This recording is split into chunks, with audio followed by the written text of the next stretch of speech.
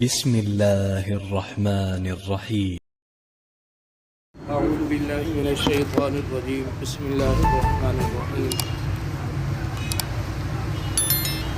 هل اتاک حدیث موسیٰ، کیا آپ تک پہنچی ہے بات موسیٰ علیہ السلام کی؟ اذ ناداہ ربہ بالوادی المقدس طویٰ، جب اس کو اس کے رب نے پکارا پاک وادی طویٰ میں، اذهب الی فرعون انہ طغیٰ، کہ جا فرعون کی طرف بے شک وہ سرکش ہو چکا ہے۔ فقل، آپ اس سے کہیں، هل لک الی ان تزکی، کہ کیا تیری رغبت ہے کہ تو پاک ہو، واہدیک الی ربک فتخشی، تیری رہنمائی کروں تیرے رب کی طرف بس تو ڈر جائے۔ یہاں پہ موسیٰ علیہ السلام کا اللہ تعالیٰ نے تذکرہ فرمایا، چونکہ پیچھے مشرکین عرب جو قیامت کو جھٹلاتے تھے اور نبی علیہ السلام کا استہزاء کرتے تھے کہ کیا ہم ہڈیاں ہو جائیں گے، بسیدہ ہو جائیں گے، گل سڑ جائیں گے تو پھر ہمیں دوبارہ زندہ کیا جائے گا، اور یہ تو بڑے نقصان کی بات ہوگی، اس طرح کا مذاق کرتے۔ تو اللہ تعالیٰ نے یہاں پہ اپنے حبیب صلی اللہ علیہ وسلم کو تسلی بھی دی ہے، اور ساتھ ساتھ یہاں پہ قیامت کے برپا ہونے کی دلیل بھی دی ہے۔ موسیٰ علیہ السلام کے واقعے میں یہ دونوں باتیں یہاں موجود ہیں۔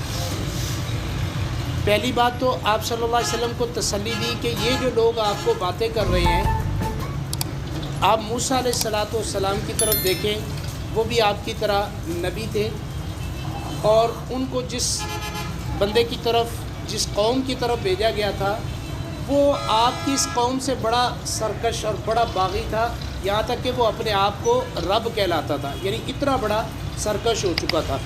تو آپ تسلی رکھیں، جب اس کا ہم نے حشر جو ہے اتنا برا کیا ہے تو ان کو بھی چھوڑیں گے نہیں، ہم ان کو بھی ہم نہیں چھوڑیں گے، ان سے بھی ہم بدلہ لیں گے۔ اور دوسری بات یہ ہے کہ موسیٰ علیہ السلام کو جیسے اچانک وحی مل گئی، تو اسی طریقے سے اچانک قیامت بھی برپا ہو جائے گی، یعنی یہ واقعے کے ساتھ مماثلت ہے یہاں پہ۔ تو فرمایا کہ کیا آپ تک پہنچی بات موسیٰ علیہ السلام کی؟ کیا بات پہنچی کہ اذ ناداہ ربہ بالوادی المقدس طویٰ، کہ جب اس کے رب نے اس کو پاک وادی طویٰ میں پکارا۔ واقعہ یوں تھا کہ موسیٰ علیہ السلام، جب بنی اسرائیل اور ایک قبطی آپس میں جھگڑا ہوا، موسیٰ علیہ السلام باہر نکلے تو انہوں نے جو ہے وہ قبطی کو مکہ مارا، وہ بس مر گیا۔ اب یہ موسیٰ علیہ السلام کو کسی نے بتایا کہ فرعون جو ہے وہ اس طرح آپ کو پکڑنے اور اس کے بدلے میں قتل کرنا چاہتا ہے، تو یہ وہاں سے نکلے اور مدین کے علاقے کی طرف چلے گئے۔ بڑی تفصیل ہے اس کے اندر، بہرحال اختصار کے ساتھ بات عرض کر رہا ہوں جو یہاں پہ مقصود ہے بتلانی، کہ موسیٰ علیہ السلام وہاں گئے، وہاں شعیب علیہ السلام اللہ کے پیغمبر بزرگ تھے، ان کے ساتھ ملاقات ہوگی، ان کی بیٹیوں کے ساتھ وہاں ملاقات ہوئی پانی پہ، وہ آپ نے پورا واقعہ سنا ہوا ہے۔ تو وہاں ان کی شادی ہو گئی حضرت صفورہ علیہ السلام سے، جو حضرت شعیب علیہ السلام کی بیٹی تھی۔ وہاں 10 سال رہے، پھر دل کے اندر رغبت آئی کہ اپنی والدہ کو ملوں جا کے، اپنے بھائی جو ہے ہارون کو ملوں جا کے۔ تو اب یہ ملنے کی غرض سے جو شارع عام تھی ملک شام کی، مدین سے مصر کی طرف آنے والا جو شام کا راستہ تھا، وہ راستہ نہیں اپنایا۔ کیوں کہ شام والے جو تھے یہ فرعون کے ماننے والے تھے سارے، تو اس لیے وہ راستہ نہیں اپنایا، تو غیر معروف راستہ جو تھا وہ اپنایا، جو جنگل اور پہاڑوں میں سے ہوتا ہوا آ رہا تھا۔ اسی راستے کے اندر جو ہے وادی طویٰ تھی۔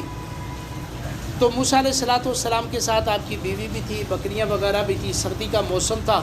تو اب رات کو جو ہے بیوی کو درد زدہ ہوئی، تو اب یہ پریشان ہو گئے کہ درد زدہ شروع ہو گئی، اب کیا کیا جائے؟ اب آگ کا بھی کوئی بندوبست نہیں تھا، تو دور سے جو ہے ایک آگ نظر آئی درخت کے اوپر، تو اپنی بیوی سے کہا کہ تم یہاں ٹھہرو، میں وہاں جاتا ہوں، آگ لے کر آتا ہوں۔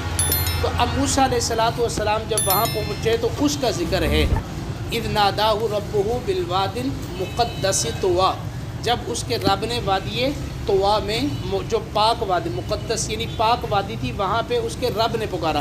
وہ جس درخت پہ آگ نظر آ رہی تھی اس کے حجاب سے اللہ تعالیٰ کی طرف سے آواز آئی کہ انی انا ربک، میں تیرا رب ہوں، فخلع نعلیک، اپنے جوتے اتار دے.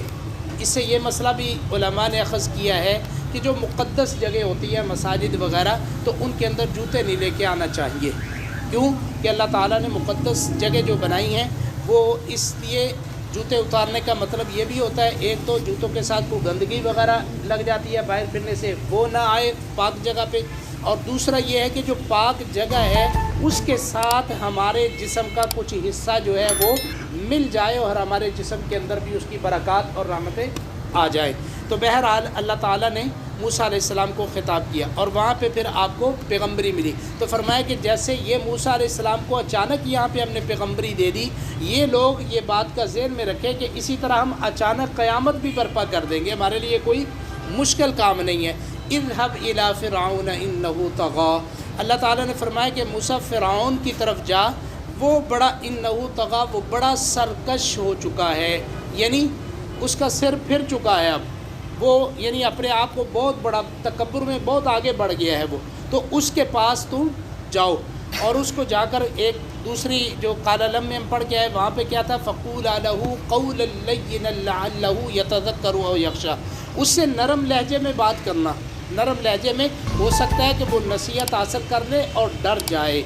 اب یہاں پہ اللہ تعالیٰ نے فرمایا کہ فقل، آپ اس سے جا کے یہ کہنا کہ هل لک الی ان تزکی، کیا تجھے رغبت ہے کہ تو پاک ہو جائے، یعنی اگر تیرے دل کے اندر یہ بات ہے کہ میں پاک ہو جاؤں، یہ جو ناپاک تو نے عقیدہ اپنا رکھا ہے، جو تو شرک کر رہا ہے اور اپنے آپ کو رب کہلوا رہا ہے، اگر تیرے دل کے اندر یہ ارادہ یہ نیت ہے کہ میں اپنے آپ کو پاک کر لوں، اس سے یہ بھی معلوم ہوا کہ اللہ تعالیٰ نے دونوں چیزیں، ایمان اور کفر بھی ہے دنیا کے اندر، بدعات بھی ہیں، شرک بھی ہے، ساری چیزیں، اور اس کے ساتھ ساتھ اعمال صالحہ بھی ہیں، ایمان والی زندگی بھی ہے. اب اللہ تعالیٰ نے انسان کو اختیار دیا ہے، اب جو یہ چاہے گا اللہ تعالیٰ اس کی طرف رہنمائی فرما دے گے.